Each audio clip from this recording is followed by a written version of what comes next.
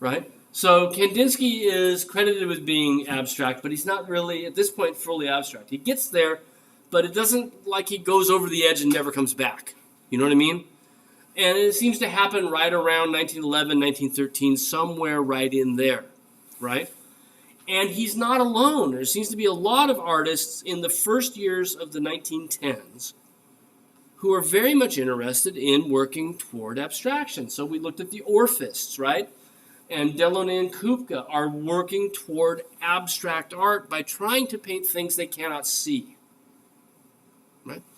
And with Kandinsky on the one hand, and the Orphists on the other hand, the reason for doing this is to try to emphasize the spiritual quality of art, the metaphysical quality of art.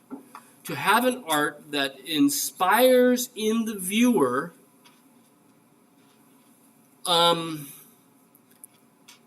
thoughts on sort of timeless principles, thoughts about, I'm trying to avoid using particularly religious words here, right? So just a secularized idea of heaven, right? That's meant to transport us to a world where we leave the physical world behind and we enter the spiritual world. And Kandinsky, right, he called his manifesto, if you will, concerning the spiritual in art, where he talks about the fact that these pure elements of composition, when I say pure, I mean non-representational elements of composition, have spiritual qualities. And that's what he wants us to focus on, right? So the Orphists are sort of similar in some respects in that they are seeing a connection between color and the metaphysical, spiritual world, even if they're seeing it slightly differently. Right? And then we saw, right, with Malevich in particular, and then also with the constructivists, a sort of another take on abstraction and what it can mean. Malevich says that he wants us to sort of enter into what he calls an abyss. That's a nice secular way of talking about heaven. It's a pit, an open pit, right? Step into this void that he's created. And that the forms themselves, as they're simplified, give you a direct relationship to emotional issues that might be raised with other things that we see. So they take on titles of the thing that they're derived from, a boy with a knapsack, right? The constructivists want to use abstraction like this to get us to think about materials, to get us to think about how the composition is constructed. But what we've seen is we've looked at works of art, again, beginning around 1911-ish and moving through the teens, is a number of different artists with different agendas, different movements with different agendas, embracing art that is non-representational. The one thing that most of them share, constructivists sort of fall out of this, is the idea that when you drop representation, you can make an art that is more focused on spiritual elements. That art that reminds us of the physical world, that looks like the physical world, that recreates accurately what we can see in the physical world, cannot in itself be spiritual. Because it roots us and it grounds us and it reminds us of here, right? The earth, rather than the heavens, right? So what we're going to look at today is a Dutch artist and a movement he was part of that is also moving over into non-representational painting.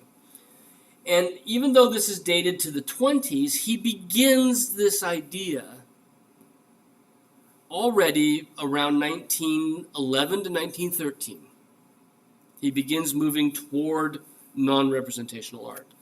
And so there is this fascinating phenomenon between sort of 1910 and 1920, where almost on every front, right, Even American art, Hartley.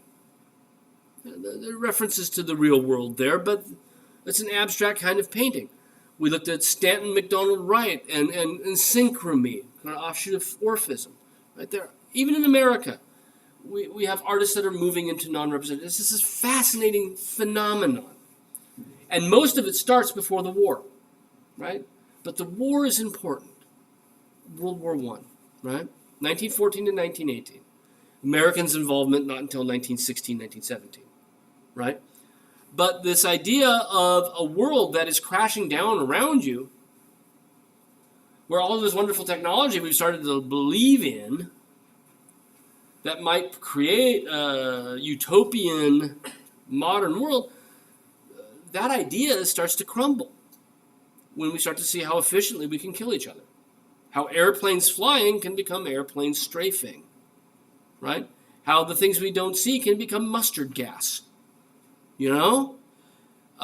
Where machinery stops being the Eiffel Tower and starts being tanks. You know, this can change your outlook.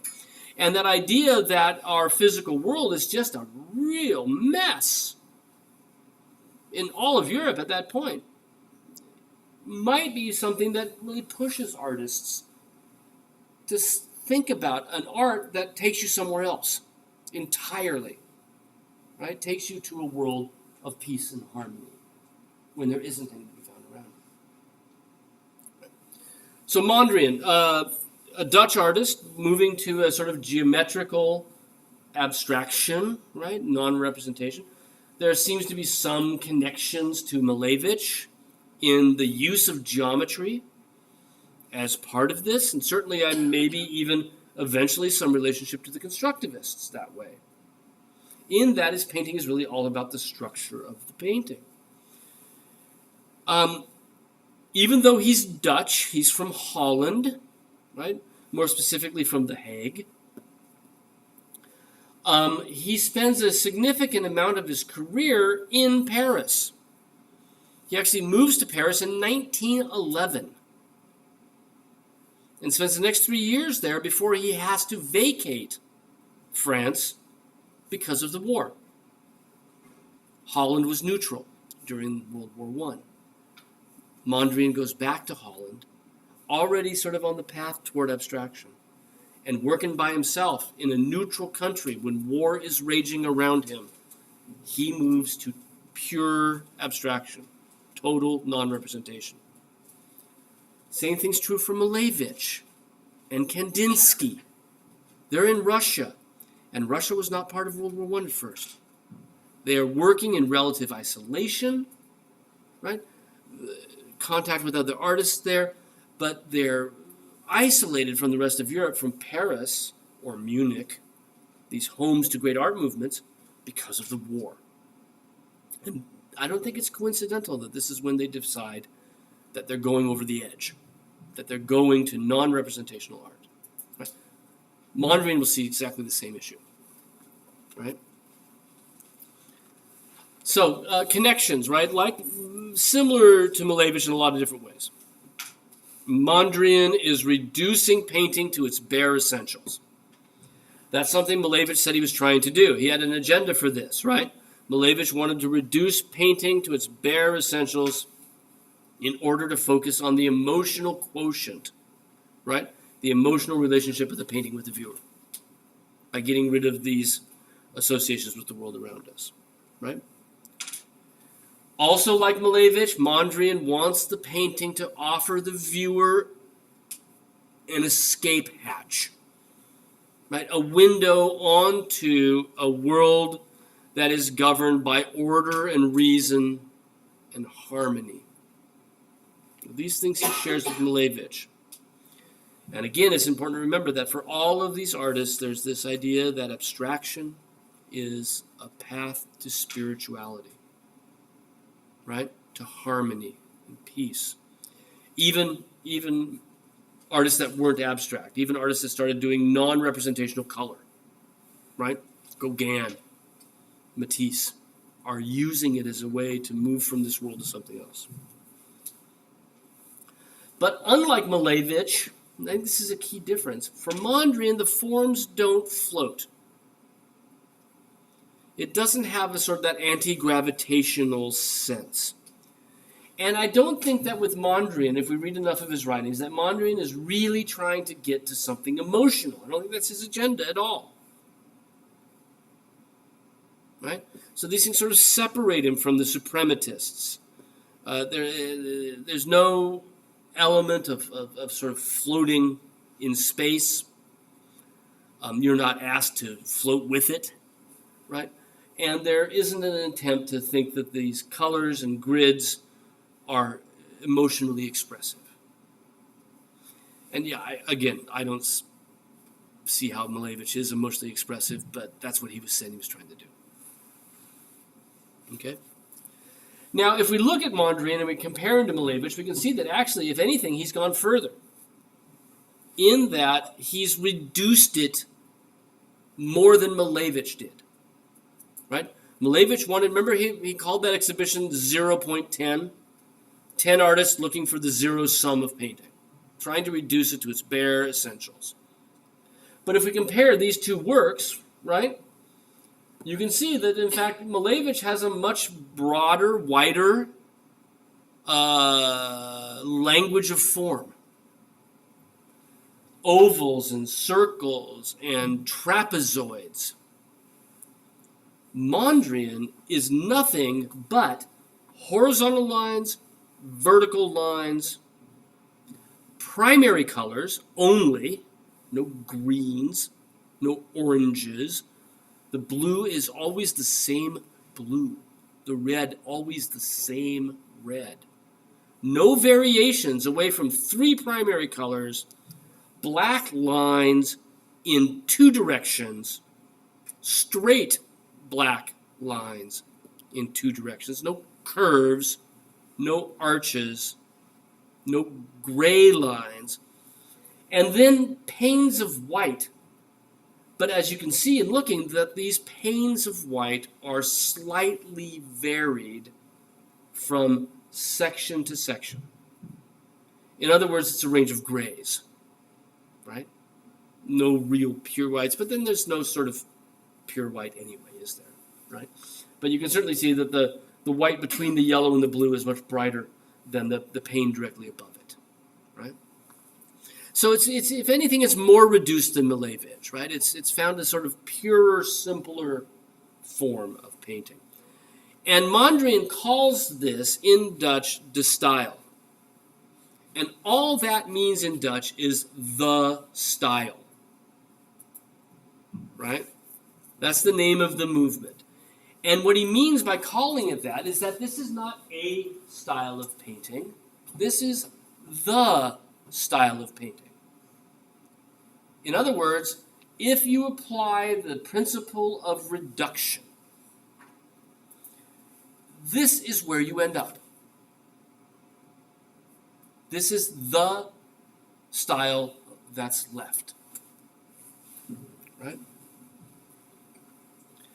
Now, for Kandinsky, there is this issue of the theosophical movement, theosophy. Right? This is, remember, from, we talked about this, I think, with Malevich and with Kandinsky. Right? Theosophy is this 19th century American spiritualist movement. Started in upstate New York, right? 1870s or so. And what the theosophists said was that there was this ancient font of wisdom that every ancient culture knew. Every ancient country was tapping into a shared well of knowledge, a shared wisdom. And that this shared wisdom was the basis of all known religions in the world. And a theosophist says that we can compare religions, if we did comparative religion class, what we would find is this shared wisdom, despite the different variations. That this would account for why there are similarities between Judaism, Christianity, Islam, Zoroastrianism, ancient Egyptian religious beliefs. Right? They're all tapping into this shared religion. We can look past the variation and find the similarity. Right? That's the theosophical idea, right? And this then translates broader in that just as there's a shared wisdom behind the different variations of religion, there is also a universal harmony that can be found. Despite differences in society, despite chaos in the world, there is indeed a harmony to be found. It sort of sounds Zen, doesn't it, in its way, right? That if we can meditate our way past the cacophony of noise around us, we can find peace and harmony, right? Well, this is what Mondrian sees in these pictures.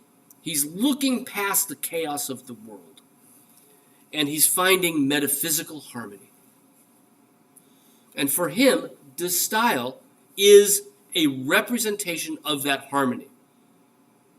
And of course, the only way to represent that harmony is to turn your back on representing the world. Right? You're snarling, Jess. You get is that clear? Okay. Yeah, no, I just my eyes went off. It's easy to do when you look at these, right? Okay. With Kandinsky and Malevich, who are also influenced by theosophy, they'd only taken this so far, right? They'd only gone to a certain point with it. They took visual stimuli and they simplified them, right? So think of Kandinsky's forms. They're sort of abstracted away from something that was the world, right? He's trying to find it, but still saying, hey, the world is there, and what is the harmony behind it, right?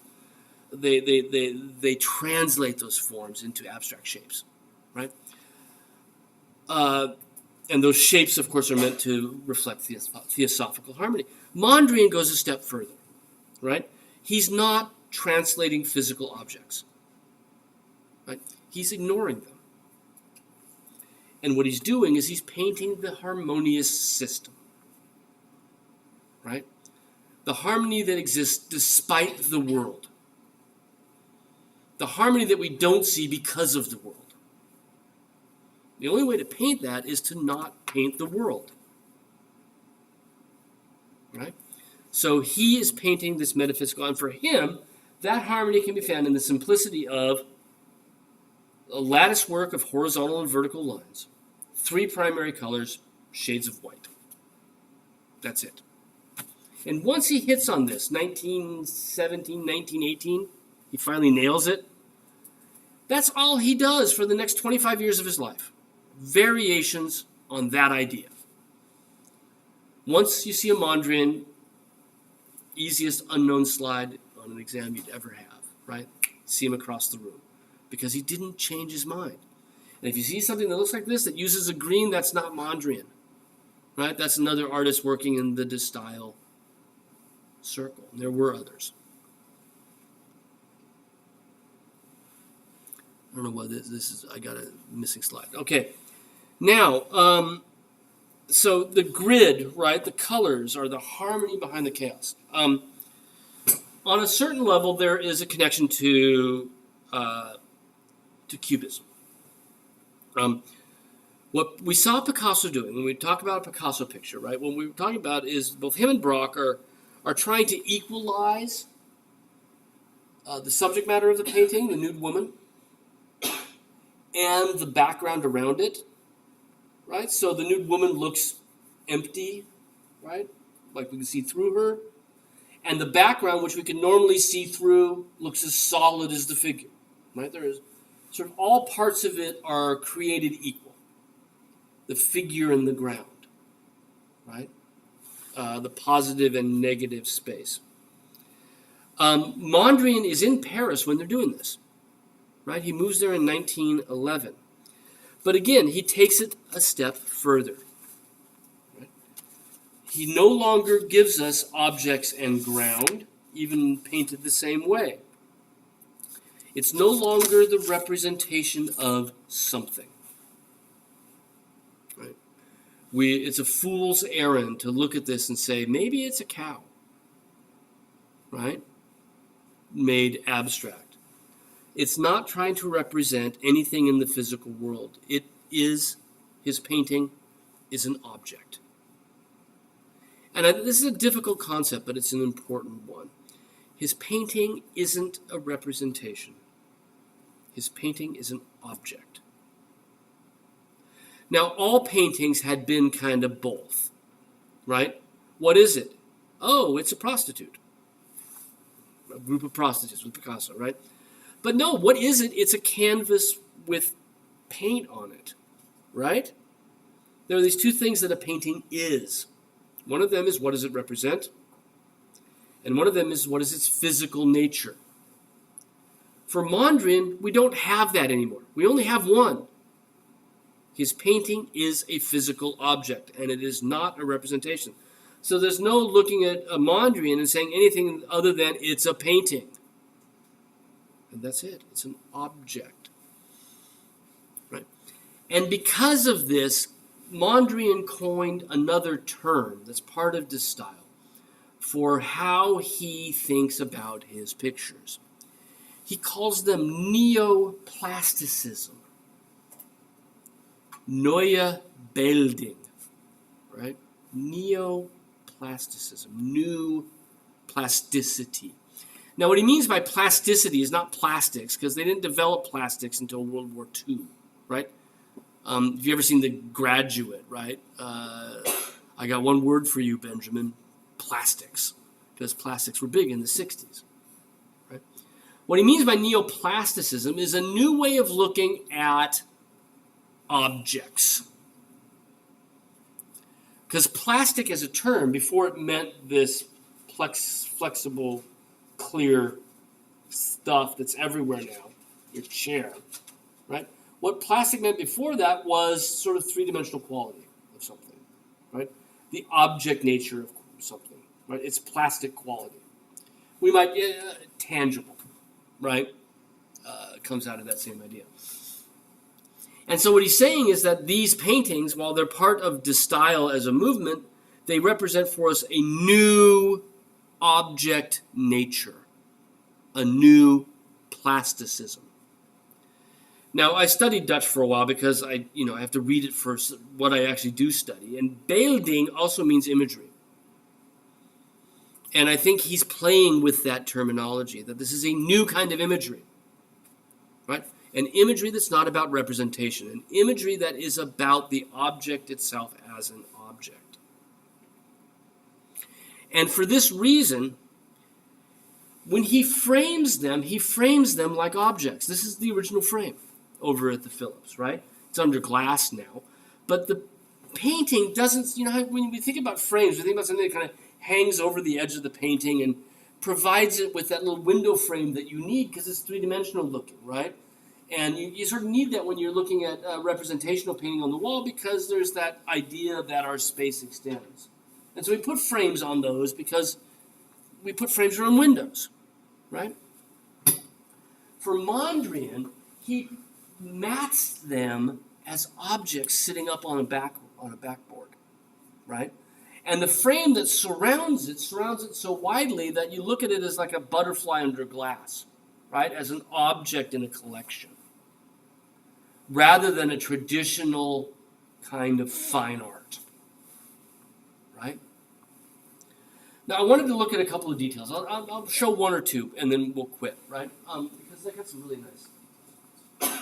I really like Mondrian. I really like abstract art, even though I hated it when I was your age, right? When I was an undergrad. I just thought it was a chicken way of painting, But one of the things that with Mondrian that we also saw with Malevich is the degree to which Mondrian is extraordinarily meticulous. And we talked about this with Malevich as well, in that when you got a painting where you can't, as a viewer, marvel at their ability to render a form realistically, what are you left to marvel at? Right? What are you left to engage with as a viewer? And for Mondrian, just as it was the case for Malevich, what you have left, of course, is the way in which it's painted. Right? And so there would be absolutely very little interest in these if it was all painted quickly, easily, similarly.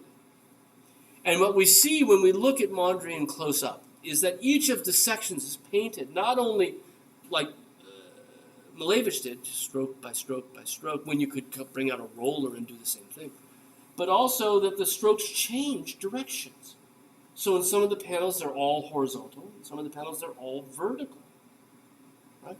Just in the same way that he's mixing colors so that the two interconjoined white rectangles in the lower left corner, right? And they're conjoined because you can see the black lattice doesn't quite come to the edge, right?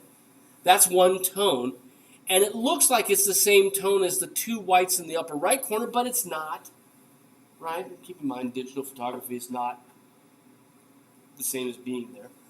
And in fact, those two white squares in the upper right corner are not the same color of white. Right? That'd be too easy. It would also be too easy to cover the entire thing with white, put a little bit of blue and a little bit of red and a little bit of black, and then lay a lattice work down. That's not how he works, right? He's also being very, very careful with the black lines, because you can see that he's changed the width of them. Look in the detail on the left just above the yellow square. And you can see not only does the black square is a slightly warmer black than the lines, which, by the way, try that sometime and see how much paint you waste in the effort, right? Let alone the whites. But that the black line at the bottom has been changed by its width, so has the line across the top. And then you'll notice if you follow that black line across the top, when it hits the blue, it gets thicker, right? These are these fine tunings and adjustments that he's working with as he's in that work with the same sort of concentration and meticulousness as somebody who would be doing ultra-fine pen drawing, right? Of something very, very detailed. He's not taking it for granted, right? Also, by the way, these little gaps, like the gap in the lower left corner, are absolutely kind of important for the tension that comes from the work, right? There are these little things that you don't notice right away, and you go, "Oh, that's kind of interesting," right? That's what keeps it worthwhile. I was talking to Mary, who teaches painting here, about these, and she agreed with me on this, that there's something about these. These could be so dry and cold, and they're not when you see them, right? There's just something about this so... You just start to look into it. You start to get, and you can see he's also playing with thicknesses of paint. So the yellow is a thicker layer of paint than is the black. And in fact, it's on top of the lines, whereas the black square above it is behind the lines, right? And it's all just about how it's painted. He's not trying to create three-dimensional space. It's just how is the paint applied, right? And he's always working with it. And he's paying, in particular, really close attention to where the lines meet, where the areas of color meet, right? So that edge between the black line and the white is something that he's really careful with, right? And sometimes he uses masking tape to lay them down, but sometimes he doesn't. So here, the black line looks like it's painted first. The vertical black line is painted first, and the white is brought up next to it. And can you see the brush strokes? They are all vertical, right? And they're laid up, and he's coming right up to that edge and stopping, right? And that's control, right? That's the meticulousness I'm talking about. And those same horizontal lines continue across the bottom and into the white as it's underneath the yellow going across. Now we're out of time. I'm sorry, I kept you 5 minutes late. We'll look at this in class because I'd like to show this in class because it's better big, right? And then we'll sort of book on from there on Friday. Okay, so we'll look at more Mondrian on Friday and move from there to whatever's next on that new schedule that's on Blackboard, not Blackboard, Canvas.